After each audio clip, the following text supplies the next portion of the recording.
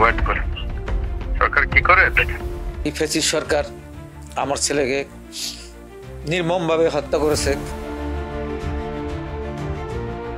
বৈষম্য বিরোধী ছাত্র আন্দোলনে জুলাই গণহত্যায় প্রশাসনের যে কয়েকজন কর্মকর্তার নিষ্ঠুর ভূমিকা ছিল তার মধ্যে অন্যতম তৎকালীন সাভার উপজেলা নির্বাহী কর্মকর্তা রাহুল চন্দ্র। তিনি মাঠে আওয়ামী লীগ ও তার অঙ্গ সংগঠনের নেতাকর্মীদের সাথে উপস্থিত থেকে ছাত্র জনতার উপর গুলি চালানোর নির্দেশদাতা শহরের সাবেক ইউএনও রাহুল চন্দ্র এখনও বহাল তবিয়তে রয়েছে।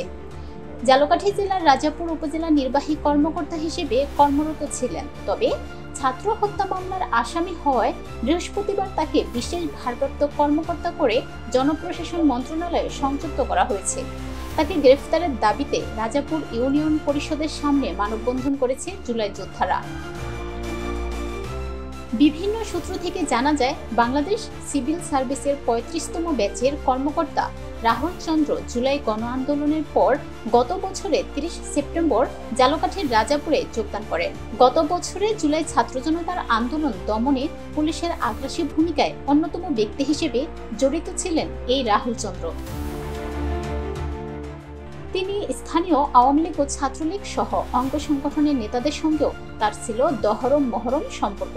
রাহুল চন্দ্রকে জুলাই ছাত্র জনতার আন্দোলন দমনের জন্য মাঠে পুলিশের সঙ্গে হেলমেট ও বুলেট প্রুফ জ্যাকেট পরে সক্রিয় দেখা গেছে।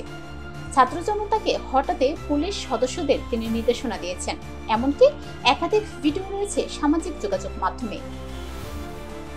সাভার উপজেলায় ৩৬ জুলাই আন্দোলনে নিহতের সংখ্যা ছিল অর্ধশত।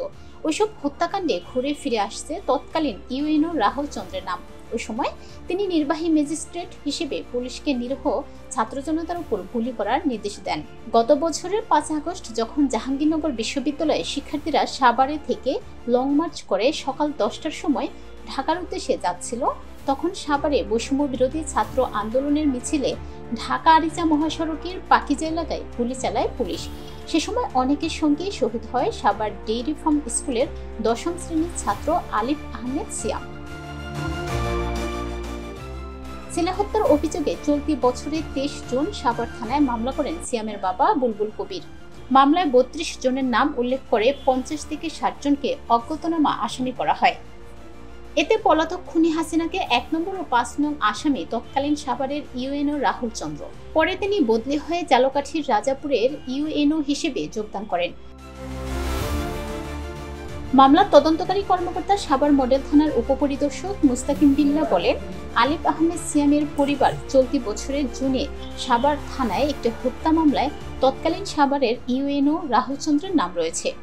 সরকারি কর্মকর্তাদের ব্যাপারে এখনো আমরা কোনো ব্যবস্থা নিইনি, আমরা আগের মামলাগুলো দেখছি।